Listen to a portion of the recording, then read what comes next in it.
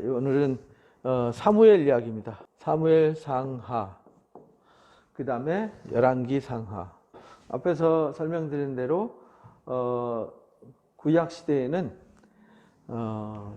여호수아부터 열왕기까지를 예언서로 봤어요. 예언서, 전기 예언서라고 이렇게 말합니다. 전기 예언서. 그 후기 예언서는 이사야부터 말라기까지를 이제 후기 예언서 이렇게 말했는데, 여기 전기 예언서, 이걸 통해서 하나님이 어떤 것을 말씀하신다는 거죠.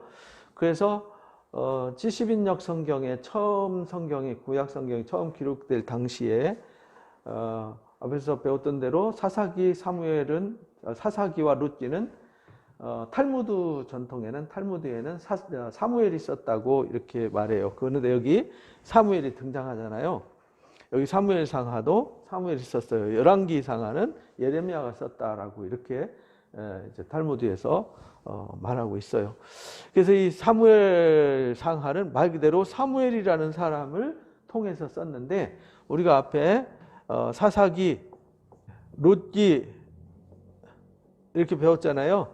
그러니까 사사기, 룻기, 그 다음에 이어서 여기 사무엘 상, 여기는 사사시대예요.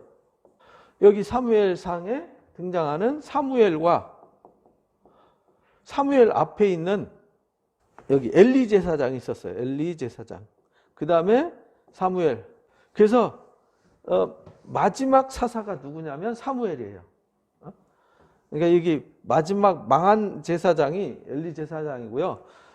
진짜 이 사사기를 끝낸, 사사 역사를 끝낸 마지막 사사가 사무엘이었어요. 그러니까 사무엘이라는 사람은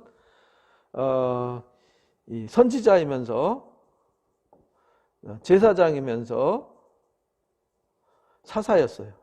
그래서 이 70인역 성경에서는 처음에 이거 한 권의 책이었어요. 그래서 왕국기 1, 2, 3, 4로 나눴는데, 나중에 70인역 성경 헬라어 성경으로 번역하면서 이걸 두 개로 쪼개서 사무엘 상하와 열왕기 상하로 구분을 했어요.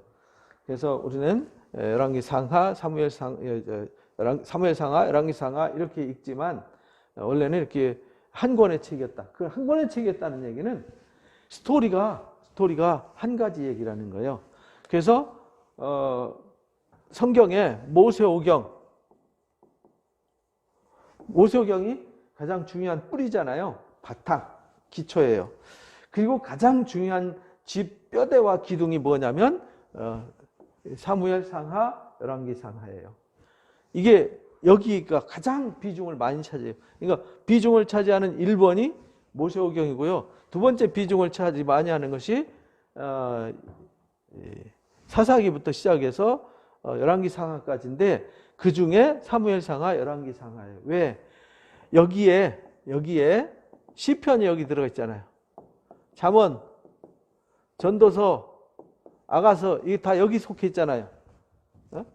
사무엘 상하, 열왕기 상하. 그 다음에 이사야부터 시작해가지고 학개, 스가랴, 말라기 빼고 예언서 17권 중에 14권. 14권이 다 어디에 속했냐? 여기에 속했어요. 그러니까 하나, 둘, 셋, 넷, 다섯, 여섯, 일곱, 여덟에다가 그러면 구약 39권 중에서 22권이 어디에 해당되냐면 사무엘 상하, 열왕기 상하에 해당돼요. 엄청난 양이죠. 그러니까 여기 우리가 모세오경을 잘 배우고, 여기 사사기, 룻기, 요 이제 과도기란 말이죠. 과도기, 모세오경과 여기로 넘어가는 요 과도기, 중간 과도기. 그래서 이 가나안 땅에 정착해서 사사기는 불순종의 역사잖아요. 불순종의 역사가 끝나고, 그 말은 무슨 얘기냐면 불순종의 역사가 끝났다. 그 말은 불순종의 역사는 말씀이 없는 때예요. 말씀이 희귀했다. 말씀이 없는 시대. 말씀이 없는 시대. 그래서 다시 말씀을 회복의 이야기가 사무엘이에요. 하나님이 들으셨어요. 하나님이 함께하셨어요. 그래서 이제 사무엘이에요. 이때 이제 말씀을 회복한 얘기가 사무엘 이야기예요. 그래서 사무엘이 이 사사시대를 끝나고, 그 말은 사사시대 끝났다는 얘기는 사사기, 룻기에는 말씀이 없는 시대예요. 그래서 그들이 고난을 겪고 환난을 겪죠. 그래서 사무엘 때에 사무엘을 통해서 말씀이 다시 회복되었어요. 말씀이 다시, 하나님의 말씀이 들려지기 시작했고, 말씀이 그 땅에 선포되어지고 이루어지기 시작했어요. 요 이야기가 이제 사무엘부터 열왕기하까지 얘기인데, 여기서 다시 시작해서 하나님께서 사울 왕을 세우고 다윗 왕을 세우고 이 솔로몬을 세우고 그 왕들의 이야기를 통해서 여기까지 오는데, 여기까지 오는 얘기가 또 뭐냐면 바벨론 포로 얘기예요. 바벨론 포로. 그러니까 여기서부터 여기까지 하나님이 말씀을 회복시키기 위해서 계속 일하세요. 그래서 다윗을 통해서 하나님이 그 말씀을 완전히 회복하시고 이루셨는데, 그 솔로몬이 그 말씀을 이루기 위해서 하나님이 성전을 건축하고 언약궤를 놓고 그 앞에 기도하면서 이 성전이 얼마나 중요한지를 고백하면서 이 성전을 향해서 기도하면 다 들으시고 이루시고 이렇게 고백을 해요. 근데 솔로몬이 교만하고 건축 사업 때문에 결국은 부패하게 되는 거죠. 망하게 되는 거죠. 그래서 나라가 두 개로 쪼개져요. 근데 쪼개지는 것도 불순종으로 쪼개져요. 그래서 다시 이 예언자들을 부지런히 보내요. 그게 예언서예요. 후기 예언서. 후기 예언서. 여기 선지자들을 보내되 부지런히 보내요. 근데 그들이 듣지 않아요. 그래서 결국은 바벨론 포로로 끌려가는 이야기로 이어져 가요. 이게 사무엘 상하 우리가 공부하기 시작하는 백그라운드 얘기예요. 그러니까 이 큰 그림을 여러분들이 그리고 이해를 해야 사무엘서를 읽을 때, 아, 사무엘서에 지금 무슨 얘기 하려고 하는구나, 이걸 알 수 있어요. 근데 이거 모르는 상태에서 그냥 읽으면요, 사무엘상하 재미도 없고요. 읽어도 그냥 단순히 사무엘 위대한 선지자 이야기, 실패한 사울 왕 얘기, 다윗이 위대한 왕을 세운 얘기, 이걸로 끝나버려요. 근데 그걸로 끝나는 것이 아니라 하나님이 이 모세오경을 통해서 계획하신 하나님의 거룩한 섭리를 어떻게 이끌어서 어떻게 하나님의 거룩한 목적을 향해서 나아가게 하는가. 그래서 하나님이 안 되면 되게 하시고, 안 가면 가게 하시고, 안 하면 할 수밖에 없도록 하세요. 그래서 룻기를 통해서도 하나님 가르쳐 주시잖아요. 아무리 사사들이 타락해도 하나님은 당신이 하실 일을 예정 가운데 이루셔서 이새의 뿌리에서 한 싹이 나서 결실하게 해요. 그리고요, 그 이새의 뿌리, 다윗의 뿌리에서 한 싹이 나서 결실하게 하기 위해서 이들 바벨론 포로를 끌고 가서 다시 여기서도 뭐 하냐면, 지금 여기서도 말씀을 회복시켰잖아요. 그러니까 여기도 바벨론 포로를 끌고 가는 이유가 뭐냐면 말씀 회복이에요. 말씀 회복. 그러니까 하나님 하시는 일은 항상 말씀하시고 말씀을 잃어버리니까 말씀을 회복하시고, 그래서 호세아 선지자를 통해서 돌아오려거든 말씀을 가지고 돌아와라, 이렇게 되는 거죠. 그리고 바벨론 포로도 성전이 없어져요. 왜냐하면 자꾸 성전을 음란하게 섬기니까 성전을 없애서 회당에서 말씀을 회복해요. 돌아와 가지고 성전을 다시 회복했는데 그들이 또 타락하니까 성전을 없애버리고 진짜 성전 대신 예수님이 이 땅에 온 얘기가 이제 신약으로 넘어오는 거예요. 그리고 신약 시대에는 성전 시대가 아니라 예수 그리스도와 성령의 시대로 바뀌어지게 되는 것이죠. 그 큰 역사를 향하여 나아가는 과정 중에 있는 거죠. 이게 전부가 아니에요. 여기 역사가 끝이 아니고요, 과정 중에 있어요. 그러니까 여기는 지금 모세오경으로 시작하는 하나님의 역사, 여기 시작이잖아요. 시작해서 여기 예수 그리스도의 십자가 역사까지 나오는 하나의 토막이에요. 토막인데 성경 22권이 여기 해당돼요. 22권 해당될 정도로 그만큼 거기가 중요하죠. 중요한데 왜 그랬는지, 왜 그래야만 했는지 그 이유를 설명하는 거예요. 그래서 우리가 이제 사무엘 상하부터 이제 우리가 본격적으로 여기 가장 중요한 부분을 공부하게 됩니다. 여기서부터 여러분들이 정신 안 차리면 여기 이제 되게 복잡하고 혼란스럽습니다. 여러분들이 레위기, 뭐 출애굽기, 성막 이야기 이런 거는 아무것도 아닙니다. 여기 이제 엄청나게 많은 왕들과 사건과 상황들, 또 선지자들의 이야기가 막 홍수같이 쏟아져 나옵니다. 그런데 그 뼈대가 있어요. 뼈대. 그 뼈대를 우리가 찾아가야 되는 것이죠. 그래서 사무엘상 이야기는 1장부터 사무엘 이야기로, 사무엘의 탄생 이야기로 시작해요. 탄생 얘기 시작하면서 사무엘 탄생 얘기를 시작하시는데, 사무엘상 이야기, 이제 마지막 이 부패한 사사, 타락한 사사, 엘리 제사장 이야기와 한나를 통해서 주시는, 여기 엘리 제사장이 있고 엘리 제사장이 두 아들이 있어요. 홈니와 비누아스. 그 다음에 여기 한나의 자식이 있어요. 사무엘이 탄생하게 돼요. 근데 한나는 정말 애절하게 하나님 앞에 핍박받으면서 미움받으면서 기도해서 낳은 자식이에요. 이건 기도로 낳았어요. 그래서 하나님 앞에 서원해서 낳았어요.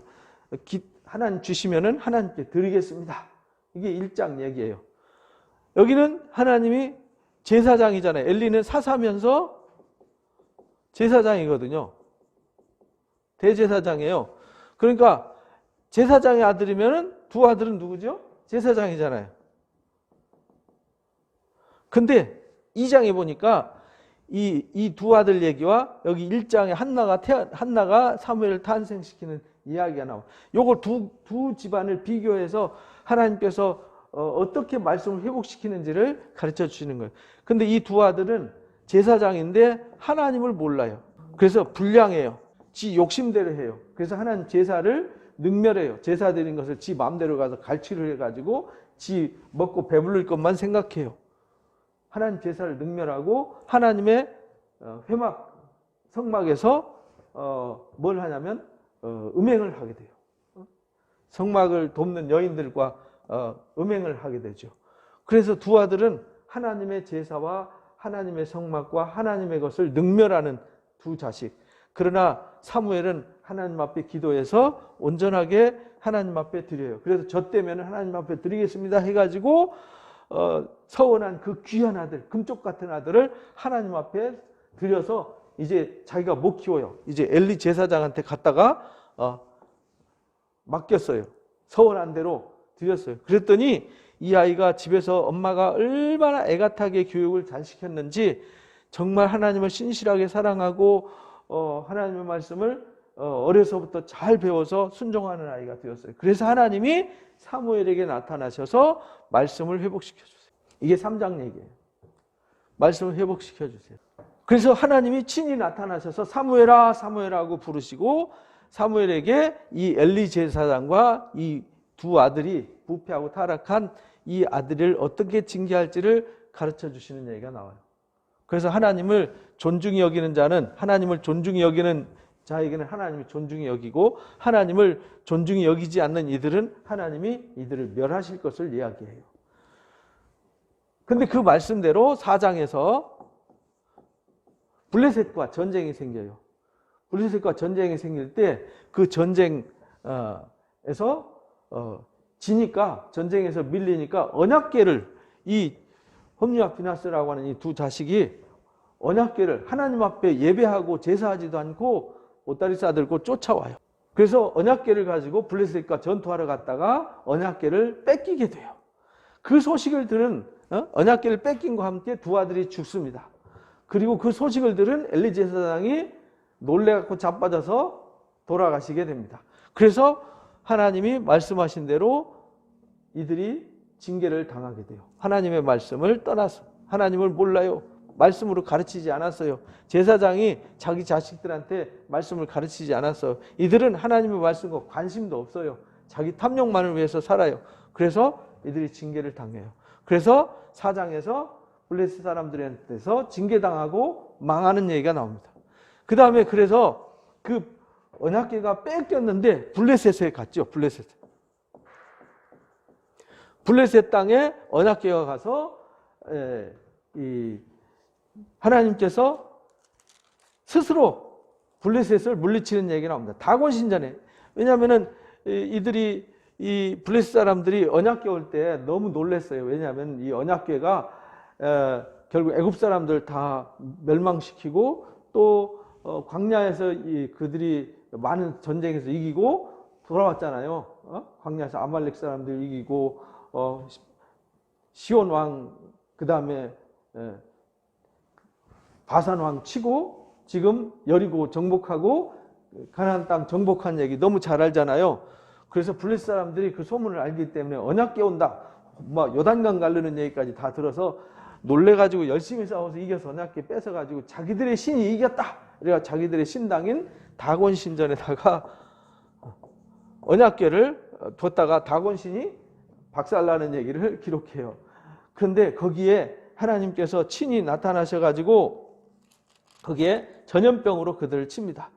그래서 이들이 그 신전에다가 놨다가 혼나고 나서 블레셋 에글론에다가 아스돗에 가지고 가서 자기들의 신전에다 놓았다고 혼나고 나서 이 아스돗에 있는데요. 이 아스돗에서 이들이 징계를 당하고 하나님이 전염병을 보내가지고 혼내주니까 야 큰일 났다. 이게 우연히 나타난 전염병이냐 하나님이 하신 거냐. 그래가지고 어디로 보내냐면 가드로 보내요. 근데 가드도 난리가 났어요. 그래서 에글론으로 보냅니다. 에글론을 보냈는데 에글론도 난리가 났어요. 그러니까 야 안 되겠다 이래가지고 자기들 그 신전 제사장들 불러가지고 박수들 불러서 어떻게 하면 좋겠냐. 그러니까 이거는 하나님이 진노해서 그런 거다. 그러니까 이 자기들 그 블레셋 동네가 5동네거든요. 아스글론, 그 다음에 아스돗, 가드, 가사, 에글론 이래 5동네예요. 그래서 금지 5개, 금독정 5개 만들어 가지고 베세메스로 전나는 소를 그들이 하는 거예요. 전나는 소 이제 막 새끼 나가지고 전나는 소는요 본능을 거스르지 못해요. 자기 새끼 놔두고 술에 몰아도 안 가요. 절대 안 갑니다. 근데 전나는 소를 수레에다가 이 언약궤를 태워가지고 베세메스로 직진해서 가면 이건 하나님이 하신 일이고 안 가면 이건 우연히 생긴 일이다 했는데 이 소가 울면서 거기로 직진해서 가죠. 그래서 이제 언약궤가 불신앙으로 빼앗겼잖아요. 하나님 말씀 불신앙으로 빼앗겼는데 그러면 하나님이 가만히 있냐? 누가 일하지 않았어요. 아무도 일하지 않았어요. 이건 하나님 스스로 일해서 하나님이 언약궤를 다시 돌아오게 했어요. 그래가지고 이들이 돌아왔는데 언약궤를 잘 몰라요. 그래서 이거 뭐야? 그 뚜껑 열어봤다가 70명이 죽는 아주 불행한 사고가 생기죠. 그리고는 기럇 여아림에서 20년 동안 머무르게 됩니다. 그래서 언약궤가 돌아왔어요. 기럇 여아림에서 20년 동안 머무르는데 하나님께서 또 무슨 일을 하시냐면 이들이 이렇게 하나님이 친히 아무것도 안 해도 하나님 스스로 일하시잖아요. 이들이 부패하고 타락해서 제사장이 타락해도 근데 그때에 하나님이 사무엘을 통해서 말씀을 회복하셨다 그랬잖아요. 그리고 블레셋의 징계당해서 하나님 회복하셨어요. 그래서 7장에서 사무엘을 통해서 하나님이 말씀으로 어떻게 일하시는지 가르쳐 주세요. 그래서 미스바 총회를 열어가지고 미스바에서 온 이스라엘 백성 불러가지고 너희가 출애굽을 할 때 하나님이 너희와 함께 하셔서 이 땅을 주셨는데 너희가 말씀을 떠나서 그렇다. 그러니까 너희가 다시 말씀을 회복하라 하는 설교와 함께 미스바 총회와 회개 운동을 열어가지고요. 다시 말씀을 회복하는 얘기가 7장에 나와요. 그렇게 했으면은 하나님이 왕이시고 말씀을 회복한 훌륭한 선전자, 옛날에는 선지자를 그랬어요. 선전자가 있고 선지자가 있으니까 거기서 말씀을 듣고 하나님 말씀으로 살아가면 되는데 이들이 뭘 요구했냐면 왕을 요구했어요. 그래서 8장부터 이 사울 왕을 세우는 이 왕의 이야기가 나와요. 그래서 왕국기예요. 여기 사무엘 상하, 열왕기 상하로 이어지면서 왕들의 이야기로 넘어가는 겁니다. 그들이 강력하게 왕을 요구해요. 그래서 하나님이 야 너희들 왕을 세우려면 너희들 엄청 손해보는 거야. 왜냐하면 지금은 너희가 하나님 앞에 11조 드리고 헌물 드리고 하나님 앞에서 말씀으로 살면은 하나님이 왕이 되셔서 너희들 지켜주시고 보호해 주시면 왕을 세우면 너희가 성전에 11조 내야 되고 헌물 내고 또 왕을 위해서 11조 또 내야 돼. 왕의 신하들 먹여 살려야 돼. 군대 가서 군역을 해야 돼. 그리고 그 신하들도 다 먹여 살려야 돼. 너희가 할 일 엄청 많아. 그래도 할래? 그러니까 그래도 왕이 필요합니다. 목림으로 가지고 왕을 요구하는 얘기가 8장 얘기예요. 왕을 요구해요. 하나님이 왕인데. 그래서 이들이 고집 부려가지고 하나님이 이들을 혼내주는 징계 이야기가 나와요. 그래서 징계한 후에 9장부터 이 사울 왕을 세우기 위해서 9장부터 이제 11장까지 9장부터 11장까지 이제 왕을 세우는 이야기가 등장하게 됩니다. 하나님이 어떤 일을 해오세요. 사울을 통해서 이 사무엘을 통해서 이 두 집안 이야기를 통해서 하나님이 이들을 말씀을 떠나서 징계하는 얘기가 4장, 5장, 6장에 나오고요. 그 다음에 사무엘을 통해서 말씀이 회복한 얘기가 6장과 7장에서 이어서 나오는 거예요. 그리고 그들이 왕을 요구하지만 그들이 왕 요구하는 것이 잘못되었음을 지적하지만 그들이 끝까지 요구를 해서 진짜 그들에게 왕을 세우는 이야기가 나옵니다. 이 왕 세워서 사울 왕과 다윗 왕 이야기로 이어지는 이 스토리, 이것이 이제 사무엘 상하의 핵심 스토리로 이어져 가게 되는 것입니다. 이 이야기를 뒤에서 2편으로 이어서 나눔을 갖도록 하겠습니다. 고맙습니다.